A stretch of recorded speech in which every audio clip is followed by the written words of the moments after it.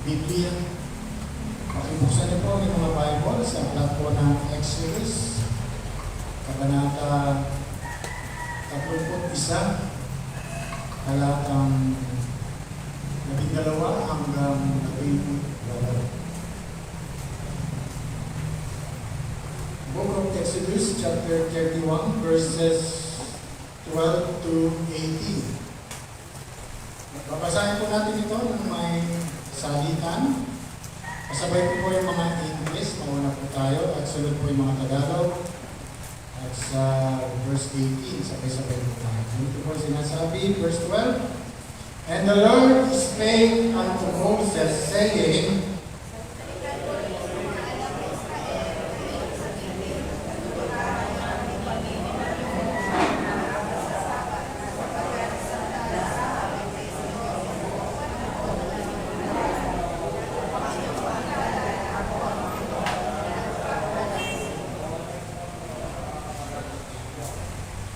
Ye shall keep the Sabbath, therefore, for it is holy unto you.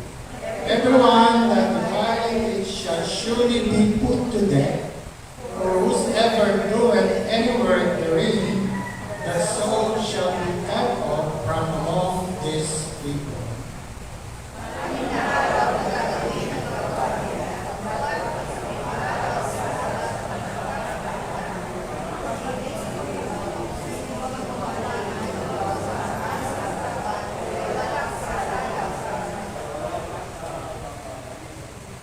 Wherefore, the children of Israel shall keep the Sabbath, to observe the Sabbath throughout their generations, for a perpetual covenant.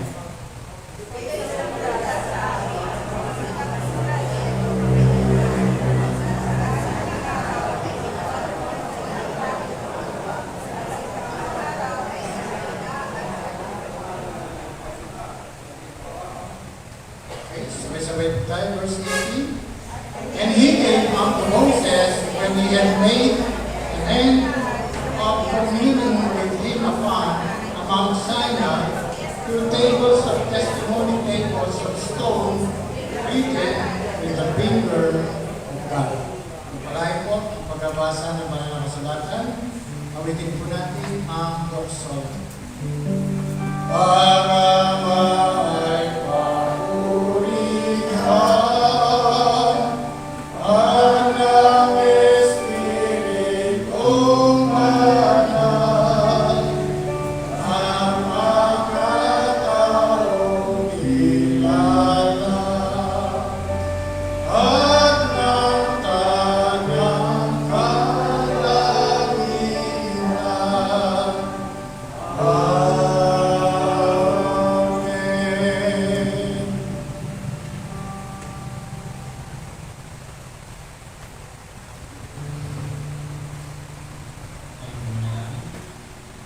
Ng Diyos ng mga bagay ng mga pamilya sa Muli Ama, salamat po Panginoon sa mga kami ito. Kasama-sama namin pupurihin sa sambahin, luluwalhatiin ang iyong banal na pangalan sa umaga nito Panginoon. At ngayon po Ama, may salamat po. Kami po ay may pagkakataon Panginoon na ibalik sa iyo Panginoon ang mga kabutihan mo sa bawat isa sa amin Panginoon sa pamamagitan ng aming mga kaloob. Panginoon, alam po namin na kayo ang unang nagbigay Panginoon ng lahat. Wala kami pagmamayari Panginoon sa iyo ang lahat ng bagay Panginoon. Sa biyaya mo lang kami umaasa sa pag-ibig mo sa amin Panginoon.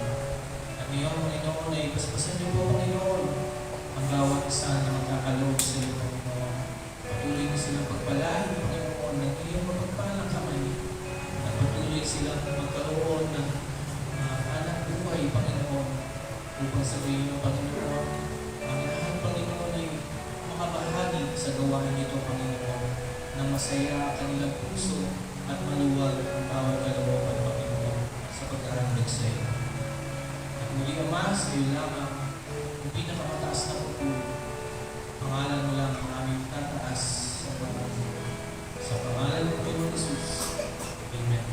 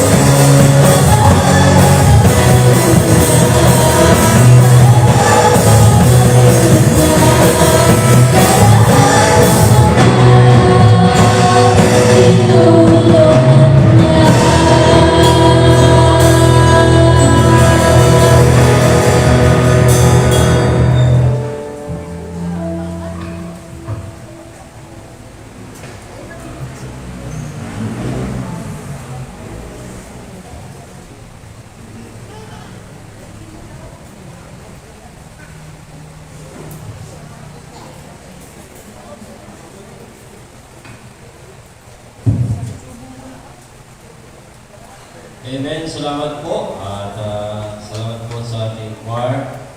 Salamat sa ating praise and worship team. At sa lahat po ng may bahagi ngayong pong umaga. Patuloy po natin ipanalangin si Joshua Comploma. Sama niyo po siya sa inyong prayers. Siya cover. Kahilingan ko po, bago tayo mag-late mamaya, karoon po tayo ng special offering. Sapagkat malaki po ang bill talaga sa ICFC o tsaka pa sa ICU. So, tulungan po natin ang pamilya Comploma. Mamaya po ay nangilang po tayo ng special offering para sa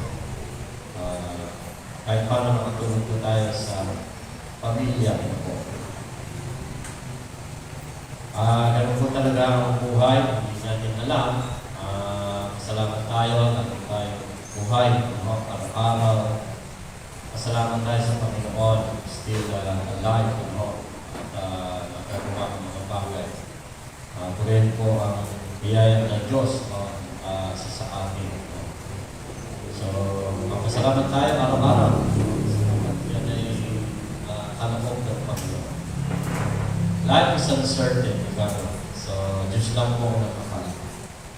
Amen. Lumakunod po tayo sa pag-aaral ng salita ng Diyos at sa pag-aaral ito ay buksan po natin sa aklat po ng Exodus. When we say Exodus, means exit or lalabas. It means yan ang kwento ng paglabas ng buong Israel doon sa pagkalipin nila mula sa Egypto. So, dinala sila ng Panginoon sa ilang at binigay ang 10 utos. At sa 10 utos na yan, sa tapyas ng bato, nandyan ang araw ng pag-ibig. So, pagsan ko niya sa Exodus chapter 31, verse 12, 13, 14, hanggang 16. Pakisundan niyo na lamang po, pakatayo po tayo lahat. At pakisundan niyo na lamang sa inyong mga banal na kasulatan. Narito po ang sinabi ng Panginoon. Verse 12, Exodus 31:12. At ang Panginoon ay nagsalita na sinasabi, salitain mo rin sa mga anak ni Israel na iyong sabihin, katotohanan ipangingiling ninyo ang aking mga sabat, sapagkat isang tanda sa akin at sa inyo sa buong panahon ng inyong lahi, upang inyo makilala na ako ang Panginoon na nagpapabanal sa inyo. Inyong ipangingiling ang sabat na, sapagkat yaoy pangilin sa inyo. Bawat lumapastangan ay walang pagsalang papatayin, sapagkat sino bang gumawa ng anumang gawa sa araw na iyon ay ihihiwalay ng taong iyon sa kanyang bayan. Anim na araw na gagawin ang gawain. Ang ikapitong araw ay Sabat sa takdang kapahingahan, pag-ilig sa Panginoon. Sino mang gumawa ng anumang gawa sa araw ng Sabat ay walang pagsalang papatayin. Kaya ang mga anak ni Israel ay mangingiling ng Sabat. Natutuparin ang Sabat sa buong panahon ng kanilang lahi na pinakapalaging tipan. Ito ay isang tanda sa akin at sa mga anak ni Israel magpakailanman, sapagkat sa 6 na araw ay ginawa ng Panginoon ang langit at lupa, at sa ikapitong araw ay nagpahinga at naging hawa. Ay po'y manalangin, Panginoon, salamat po sa maling pagkakataon magpag-aral ng iyong salita. Patuloy po kaming samahan. Ito po ang aming dalangin sa pangalan ni Jesus. Amen. Pwede na po tayo magsiupo.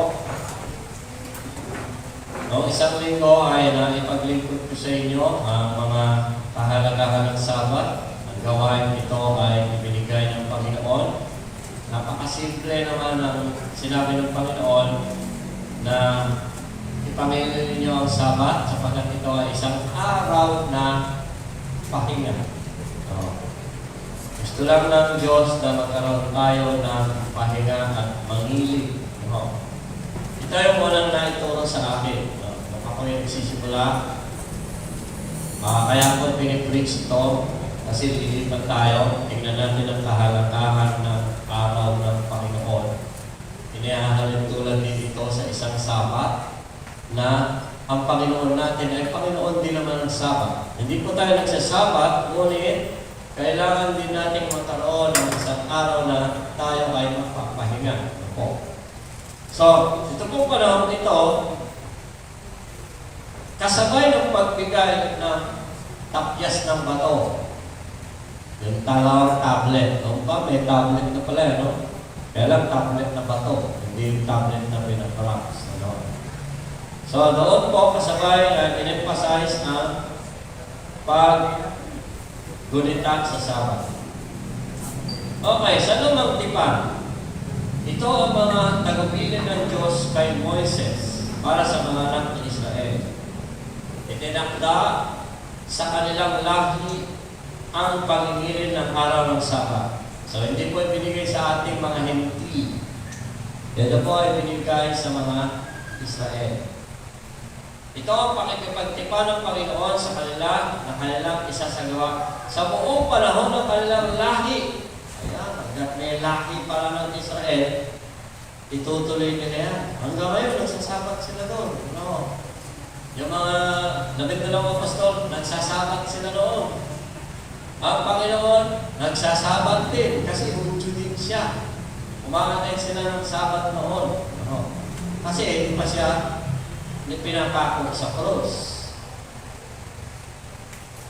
Ang araw ng Sabat ay nagsisimula sa araw ng Biyernes, alas 6 ng hapon.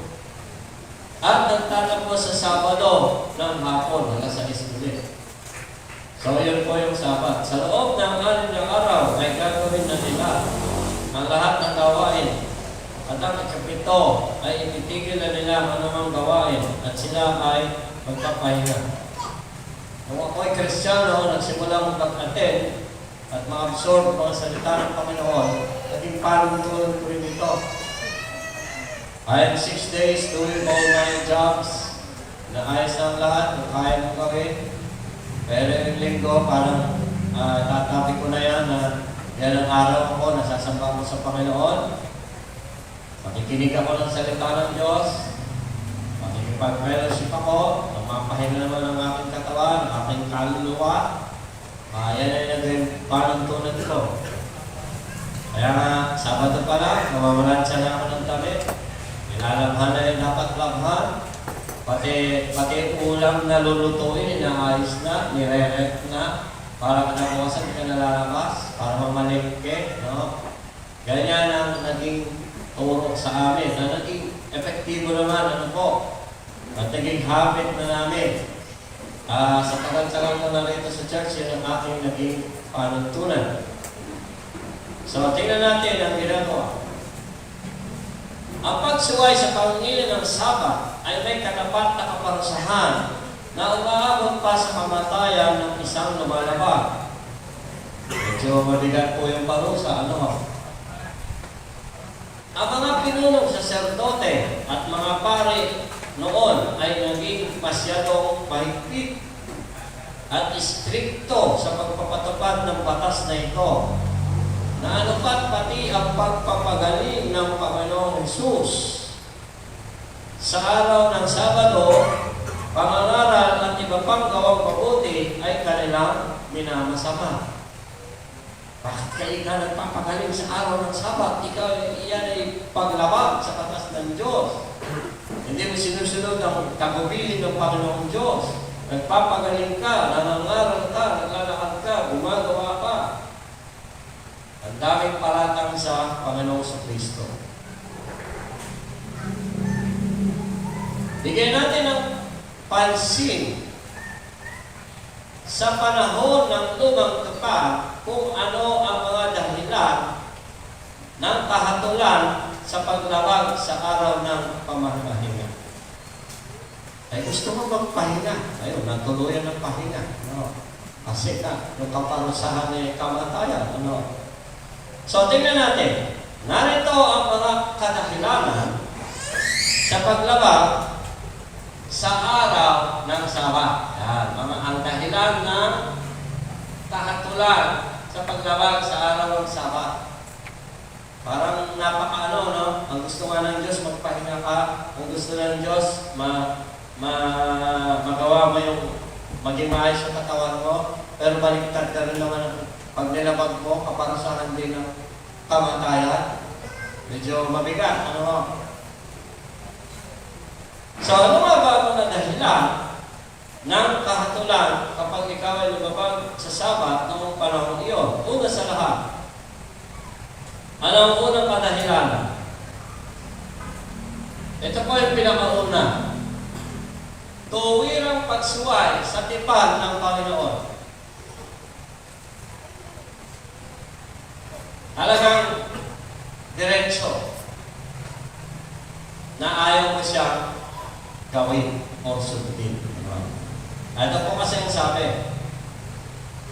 Exodus 31:13, salitain mo rin sa mga anak ni Israel na iyong sabihin, katotohanan ipangingilin ninyo ang aking Sabat. Malinaw po ang sinabi ng Panginoon. Walang interpretasyon na pwedeng gawin. Yun na ang interpretasyon niya.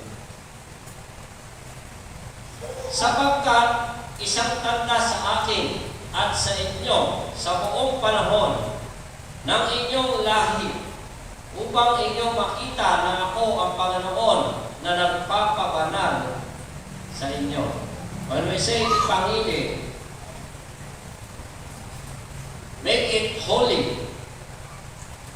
You will separate that day. Na ang araw na yan lang ang gagawin ko.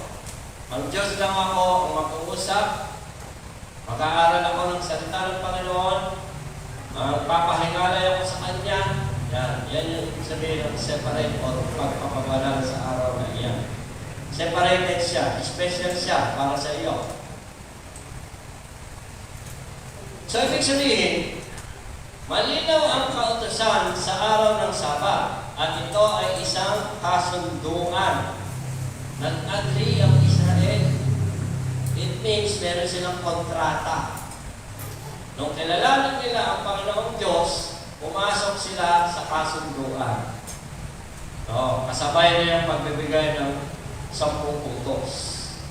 Susundin, nangangahulugang ikaw, kapag ito ay hindi mo sinunod, nangangahulugang ikaw ay hahatulan ng kaparusahan. Katulad ng nangyari sa aklat ng Bilang, chapter 15, verse 32. Tingnan natin itong isang pangyayari. Buksan po niyo mga Bibles niyo sa Bilang 15:32 hanggang 34. Ito ang sabi. At samantalang ang mga anak ni Israel ay nangasa ilang, ay nakasumpong sila ng isang lalaki na namumulot ng kahoy sa araw ng Sabat. Namumulot lang ng kahoy ito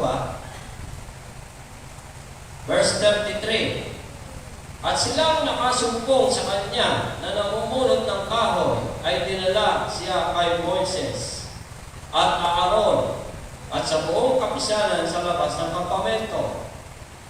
Nakita nila yung lalaki, araw ng Sabat, araw ng pahinga, naka-stand still ang lahat ng mga taga-Israel.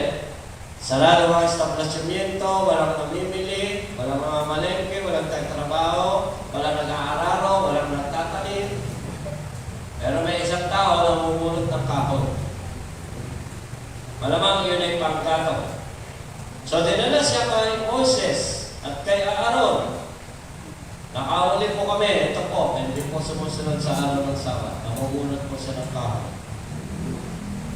At kinuha yung tao, hinuli muna, tapos ay siniyasa. Ano po?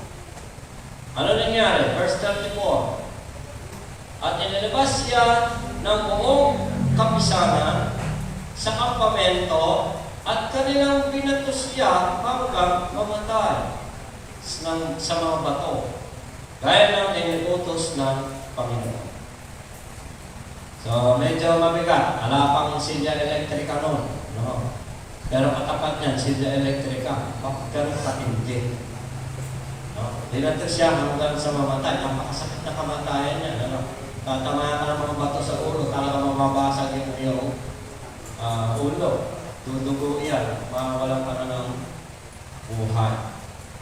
Bakit humantong sa ganung bagay? No? May mga katanungan sa pangyayaring ito. Ganoon ba talaga kahigpit ang batas? Naging padalos-dalos pa ang paghatol ng kamatayan sa lalaking ito? Maaaring isipin natin na namumulot lang naman siya ng panggatong upang siya ay makakain. Masama ba talaga ito? Bakit naman humantong pa ito sa kamatayan niya o capital punishment na tinatawag? So, balikan po natin. Malinaw ang utos ng Panginoon. Ano ibig sabihin nito? Malinaw sa isip ng taong namumulot ng panggatong ang batas. Bakit kung kailan araw ng Sabat ay siya namumulot ng kahoy? Sinasadya ba ganyan ito? Kasi may sinabing may 6 na araw bago dumating ang Sabado. Ngunit mapapansin na ginagawa niya iyon o ginawa niya iyon sa araw mismo na pahinga. Ano kaya nangyari? Hindi naman kaagad-agad siyang pinarusahan ng kamatayan. Siya muna may iniharap kay Moses at Aaron, tinulong pansamantala at siniyasa. At maaaring nasumpuan na ginagawa niya ito paulit-ulit sa araw na pamamahinga. Hindi naman siguro gano'n kaikli ang isip ng mga tao na in the first instance, gano'n na agad. Malamang may pagsisiyasat itong ginawa at hindi na nakadetalye. Ano po ang ginawa ng lalaki? Ito po ang mabigat niyang sala. Ang Sabat ay isang tipan. Ang Sabat ay isang kasunduan. Hindi siya sumunod sa kasunduan. Yun yung mabigat ng pagkakasala. Ang Sabat ay tanda ng tipan. Sa lumang tipan, ang Sabat ay hindi lamang araw ng pahinga. Hindi yun kundi isang mahalagang tanda ng tipan ng Diyos sa Israel. Hindi siya sumunod sa tipan nila ng Diyos. Ang sadyang paglabag dito ay itinuturing na paghamak sa tipan at sa Diyos mismo. Yun ang unang dahilan kung bakit ang isang tao ay nakakatulang noong panahong iyon. Ano ang una niyang sala?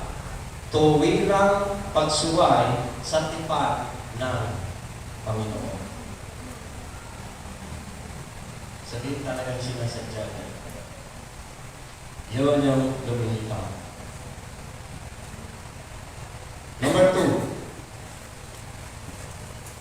Ano ang ikalawang kahatulan kung bakit ang tao ay naparusahan? Paglapastangan sa banal na araw. Ito po. Sabi ng Panginoon, Exodus 31:14. inyong ipapangilin ng Sabat nga, sapagkat yaoy pangiling sa Diyos sa inyo. Bawat lumapastangan, ayun ang word, bawat lumapastangan ay walang pagsalang papatayin, sapagkat sino mang gumawa ng anumang gawa sa araw na iyon ay ihihiwalay ang taong iyon sa kanyang bayan. Hindi ka na pwede sa Israel. Ihihiwalay ka. Bakit? Hindi ka sumusunod sa batas ng bansa. Kung may batas sa Pilipinas at hindi mo ito susunod, papadeport ka. Papadeport. Sabi, ayaw mo sa bansang Pilipinas. Ayaw mo sa mga batas dito. Ay, bakit ka pa nandito? Kapag nandito ka, siyempre susunod ka. Kundi, babalik ka doon sa pinanggalingan mo. So, hindi rin natin alam kung talagang anong lahi yung lalaki niyo. Ang paglapastangan ay kawalan ng pagpapahalaga sa utos. Hindi niya pinapahalagaan ang sinabi ng Diyos. Ang pagsuway sa utos ay sadya na walang pagkilala at paggalang sa Diyos. Talagang hindi nila sinusunod.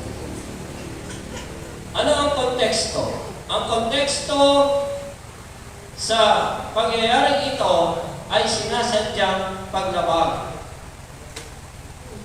Well, may mga kasalanan na gawa na hindi sinasadya, pero ito, lumilitaw, ito ay kasalanan ginawa na talagang sinasadya. Ginagawa ito ng walang takot, na may pagmamataas o hayagang pagsuway. Mahihinuha na ang lalaki na mumulot ng kahoy ay kumilos sa kabila na alam niya ang utos. Parang tayo. Alam natin ang batas. Alam natin ang mga utos ng bansa. Alam natin ang mga bagay na hindi tama, pero susuway mo pa rin yun. Sa ganang din. So, ang tao ito, hayagan niyang ipinapakita. Sa pagkaugnay na halimbawa dito ay ang handog ni Cain. Pansinin niyo ng gamit si Cain na naging ani niya sa lupang kanyang sinasaka. At si Abel naman ay naghandog ng hayop na susunugin. Kanino ang tinanggap ng Panginoon? Yung kay Abel. Bakit tinanggahan niya yung kay Cain? Kasi may nararapat na handog, hindi sumusunod si Cain. Yung gusto niya, ang gustong mangyari. Hindi tumutugon si Cain sa kinakailangang handog na nagpapakita ng kababang loob at pagsisisi.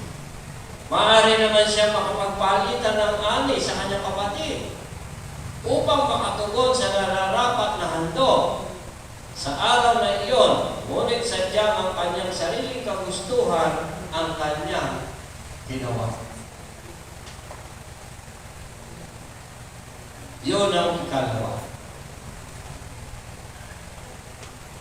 Paglapastangan sa banal na araw. Ito ay sadyang pagsuway. Ikatlo, ito yung medyo mabigat. Rebellion sa kautusan ng Panginoon. Hindi mo kinikilala ang kanyang mga salita. Exodus 31:16, kaya ang mga anak ni Israel ay mangingilin ng Sabat, natutok pa rin ang Sabat sa buong panahon ng kanilang lahi na pinakapalagiang tipan. Siguro sabi ng tao ngayon, buhay ko, pati mga anak ko, pati lahat ng lahi ko, gagawin ito. Teka lang, isip siya. Parang hindi ko yata tuwa. Yan. Sabi nga puro utos, ang daming utos. Hindi ko alam, susundin ko, puro ng utos ang Panginoon. Kaya may utos, wala ka dun sa kabanalan. Kung nandun ka sa kabanalan, walang utos ang Diyos. Bakit? Nandun ka na sa kabanalan. Kaya nagkaroon ng utos, wala ang tao sa kabanalan. Wala rin sila sa katuwiran. Kaya lang, itong mga tao talaga nagre-rebelde sa mga utos ng Diyos. Bakit? Yung sarili nila ang gustong masunod. Yung kagustuhan nila ang gustong masunod. Ganon ang nangyari. Ang rebelyon ay tahasang pag-aalsa sa utos. Kailan ba nagsimula yan? Panahon pa ng anghel na nagbabantay sa langit. Ano sabi niya? Bakit ba? Bakit ako'y pala sunod-sunod lang? Kailangan mo maging kapantay niya. Nagsimula na ang rebelyon. Nag-alsa siya sa mga utos ng Diyos. Umalis siya sa dapat niyang kampanan at nagtangay pa siya ng iba. Tawag ng rebelyon. Ang rebelyon ay tahasang pag-alsa sa utos ng Panginoon. Ito ay pagtanggi sa timpan ng Diyos sa Israel. Ang resulta ng hindi pagpapasakop ay ang sadyang pagsuway. Kung kaya't ang isa pang kaparusahan ay ang paghiwalay sa bayan ng Israel. So, yung mga pagkaroon ng rebelyon, hihiwalay talaga yun. Kusa silang hihiwalay. At sabi ng Exodus 31:14, inyong ipangingili ng Sabat nga sapagkat yao'y pangibig sa inyo. Bawat lumpastangan ay walang pagsalang papatayin sapagkat sino mang gumawa ng anumang gawain sa araw na iyon ay ihihiwalay ang taong iyon sa kanyang bayan. It means kung mayroong grupo ng Panginoon, hindi mo kakayanin ang kanyang grupo. Bakit? Ayaw mo sa mga utos niya. Kaya ihihiwalay ka. So ito ang mga kadahilanan kung bakit nagkakaroon ng kahatulan ng isang Israelita na hindi tumutupad sa pangilin ng Panginoon.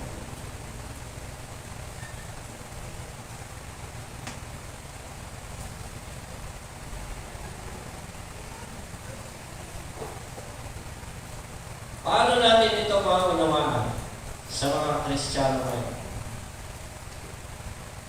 Ang parusang ito ay bahagi ng batas sibil at pagtipan ng sinaunang Israel. Hindi isang utos na dapat ipatupad ng mga bansa ngayon. So yun po ay kasunduan ng Israel at ng Diyos. Hindi yun kasunduan na dapat gawin ngayon ng mga bansa, kahit man ang bansang Pilipinas. Ang Sabat ay tipan lamang ng Panginoon sa lahi ng Israel. Hindi po tayo nasasakop niyan. Sa bagong tipan, binigyan ni Jesus ng layunin ng Sabat. Ang Sabat ay ginawa para sa tao at hindi ang tao para sa Sabat. Kaya, ayon sa konteksto ng lumang tipan, hindi lamang simpleng pamumulot ng kahoy ang Kristo. Hindi rin usapan.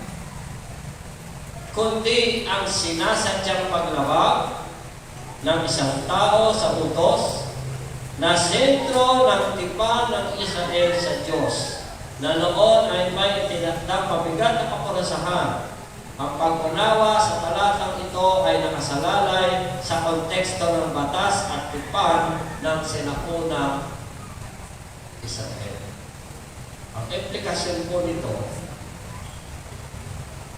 seryoso ang Diyos sa kanyang mga salita. Seryoso ang Diyos sa kanyang tipan. Seryoso ang Diyos sa kanyang kasunod. Now, we are not under that old covenant. We are under the covenant of the New Testament. We are under covenant to the Lord. that we have to love each other. Kailangan ang tipan ito ay matutupad din sa atin. Ang tipan natin sa Panginoon ay atin din susundin, sapagkat iyan ang tipan na binigay sa atin ng Panginoon. Wala na tayo dun sa lumang tipan. Hindi po tayo nangingilig sa araw ng linggo.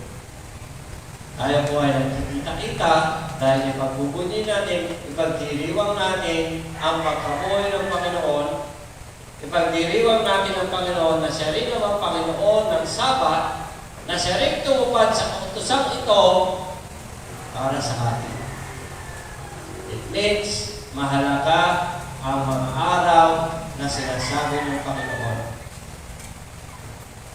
Ang utos sa atin ngayon, huwag ninyong pababayaan ang inyong pagkakatipo na ginagawang ugali ng iba.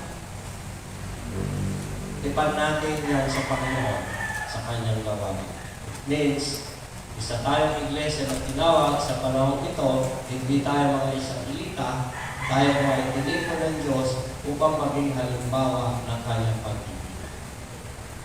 Yan po ang tipan na ibinigay sa atin ng Panginoon.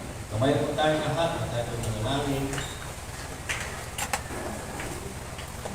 Panginoon, salamat po sa mga salitang ito. Aming natutunan ang kahalaga ng araw na ito ng panahon ng lumang tipan, Panginoon. Na ikaw ay isang Diyos na seryoso sa iyong mga salita at pakikipagtipa sa mga Israelita, Panginoon. Sa panahon ito, kami ay nasa tipan ng iyong ng Panginoon. Pagampanan namin ang aming tungkulin bilang mga Kristiyano. Magawa namin ang aming mga responsibilidad sa Iglesia Panginoon. At maging halimbawa namin ang ginawa mong tipan sa mga taga-Israel, Panginoon. Sa araw ng pagpupuri, sa araw ng pagsamba, sa araw ng pagsasama-sama para sa iyo, Panginoon. Samahan po ninyo kami patuloy. Salamat po, magpapatuloy po kami sa pagsamba sa ibang lugar, Panginoon. Salamat sa pagsama mo sa amin. Salamat, Panginoon, sa lahat ng pagtupad mo, Panginoon, sa aming mga minimiti. Salamat din po sa iglesia ito na patuloy na gustong maglingkod sa iyo. Samahan po ninyo kami sa patuloy pang paglilingkod sa iyo sa isang linggo, Panginoon, sa aming paglipat. Naging maayos po ang aming pagdalausan ng linggo. Salamat po sa umaga nito. Sa mga salhangan po sa amin ang tipan mo na ginawa sa Israel ng paglilingkod nila sa iyo. Salamat po sa iyong ginawa sa umaga nito. Binabalik po naman siya lahat ng Korea at pasalamat. Mula doon sa mga pag-iingat sa atin mula sa pagkatisod, ingatan tayo ng Diyos, paliwanagin ang kanyang mukha sa atin, sa pangalan ng Ama, ng Anak at ng Banal na Espiritu. Lahat ay magsabi na Amen. Palakpakan po na natin Panginoon. At maganda umabot po sa inyo lahat. At magkaroon lang po tayo ng special offering para po sa ating kapatid na si Joshua Pagloma. Isa po yung ating offering basket. Tulungan naman po natin mga kapatiran natin at kahit paano ay maiyabot po tayo sa pamilya. Nasa na kayo natin offering basket? Ay, kinuha na. Okay, ngayon lamang po ang finance officers. Kasama na si Chief Dingon, tsaka si Vice, At pag-uusapan na natin yung mga susunod na gagawin para sa ating gawain sa kabila. Lalo-lalo yung mga paghahanda. At Baby, kailangan pa namin, di ba si Baby? Okay, si Ate Jenny po, kailangan din natin para po sa... Tsaka NJ, kailangan si So, magandang umaga po sa inyo lahat at pagpalain po kayo ng Panginoon. Ilan po tayo sa ating pag-uwi at mamaya po ay tuloy-tuloy po ang ating mga regular fellowship. Magandang umaga po sa inyo lahat.